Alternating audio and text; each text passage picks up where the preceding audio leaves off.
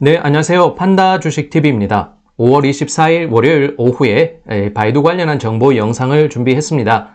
시장 흐름 파악하시는 데 도움이 되셨으면 하고요. 한 주 이제 활기차게 시작하셨으면 합니다. 네, 관련 영상 보겠습니다. 네, 우선 바이두가요, 오는 6월 1일부터 일본 니케이 아시아 300 지수에 편입될 예정이라고 24일 중국 과학기술신문망에서 보도를 했습니다.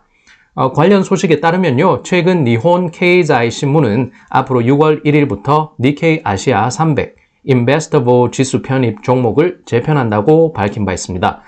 네, 이 지수는요, 시가총액, 거래 가치, 수익성, 성장성, 유통주 비율 등 요소에 근거를 하면서 이 바이두를 새로 편입하는 종목 가운데 한 종목으로 지정을 했습니다. 네, 일본 언론에서는요, 지난 20일 새벽 니케이 신문 일본어 버전에서 관련 소식을 전했습니다.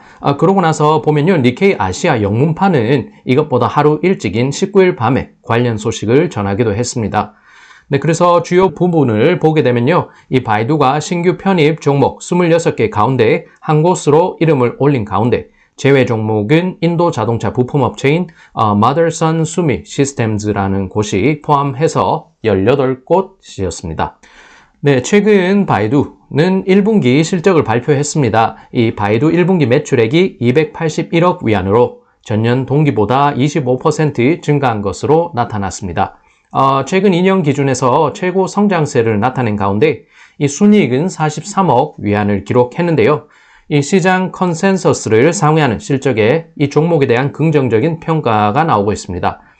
그렇지만요, 이 암호화폐 변동성의 확대에 중국 당국의 플랫폼 기업 규제, 이 훼손된 이 빌황, 이 아케고스 마진콜 사태로 이를 훼손된 투자 심리, 회복세가 지지부진한 가운데 이러한 이유 등을 악재로 받아들이면서 주가 움직임은 최근 좋지 않은 상황입니다. 네, 시장에서는요, 이 기관 투자자들이 최근 바이두 종목 매수 포지션을 확대한 것으로 볼 수 있는 움직임이 나타나고 있습니다. 다만 공시에 나온 기간이요, 1분기로 됩니다. 그렇기 때문에 최근 시장 흐름과는 시간적인 갭이 있고요. 그래서 단순한 참고용인 점을 고려할 필요 있겠습니다.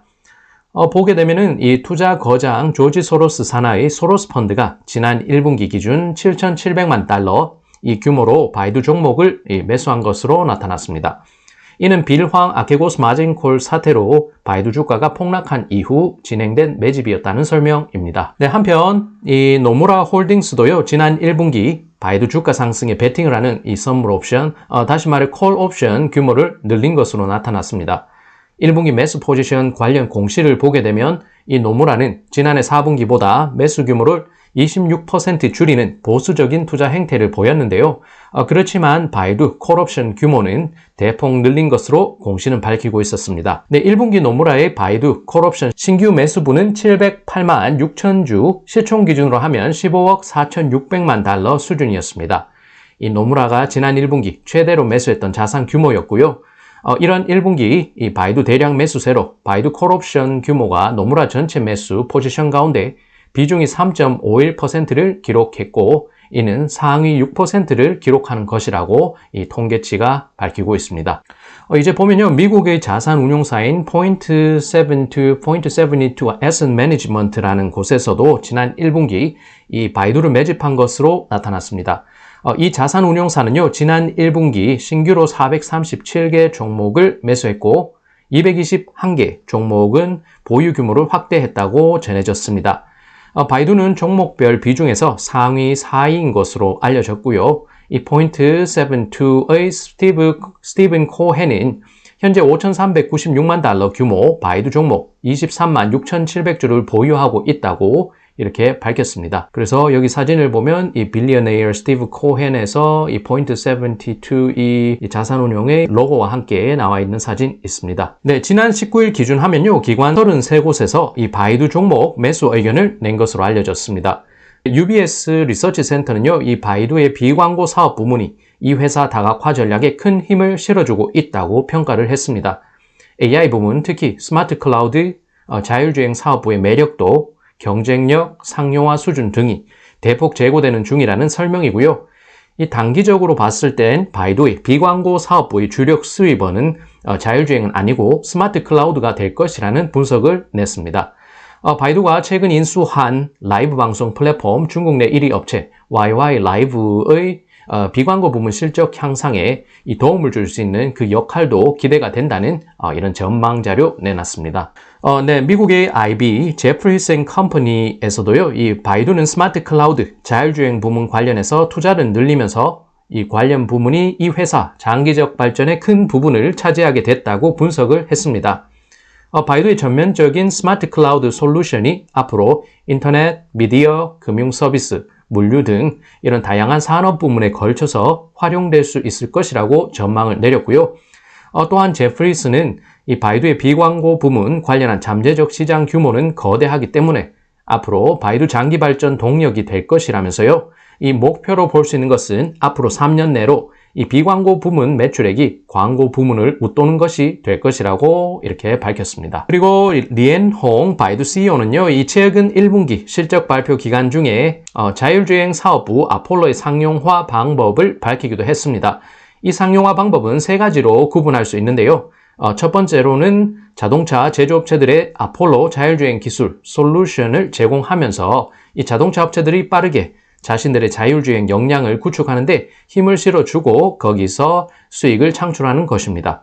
올해 하반기 아폴로 자율주행 시스템은 양산화 절정기를 맞을 것이라면서 매월 아폴로 시스템이 설치된 신형 차량 모델이 출시될 것이다.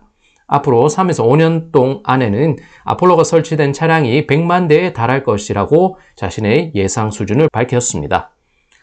네, 두 번째 방안은요, 이 아폴로 비즈니스 모델에서 이 바이두가 차량을 제조하는 것이 되겠습니다.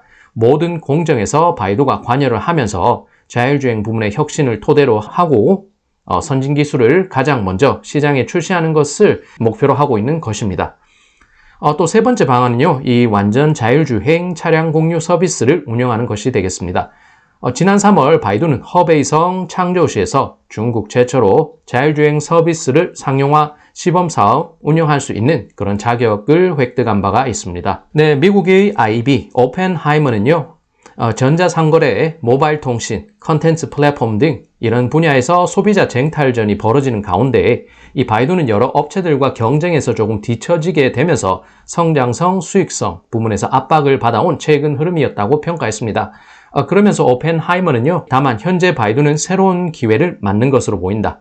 그들의 자율주행 사업부인 아폴로가 신성장 부문에서 포텐셜이 터지는 모습을 조금씩 보이는 가운데 이 부진한 주가에 대한 재평가도 이제 진행될 것으로 기대된다고 이렇게 전망 보고서를 내놓기도 했습니다. 한편 국내 언론에서 이 바이두 관련한 소식 나온 거 한번 정리를 해보겠습니다. 14일자 보도에 따르면요, 바이두와 칭화대학교 지능산업연구원이 아폴로 에어 계획을 추진한다고 발표했습니다.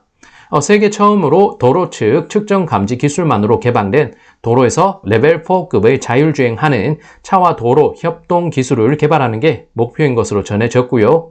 이 자동차에 센서를 탑재하지 않고 도로 측에 부착된 감지 센서에 의존하면서 이제 V2X, Vehicle to Everything, 그러면서 5G 등 무선 통신 기술을 통해 자동차와 도로, 클라우드를 결합한 레벨 4급의 자율주행을 가능케 한다는 것입니다.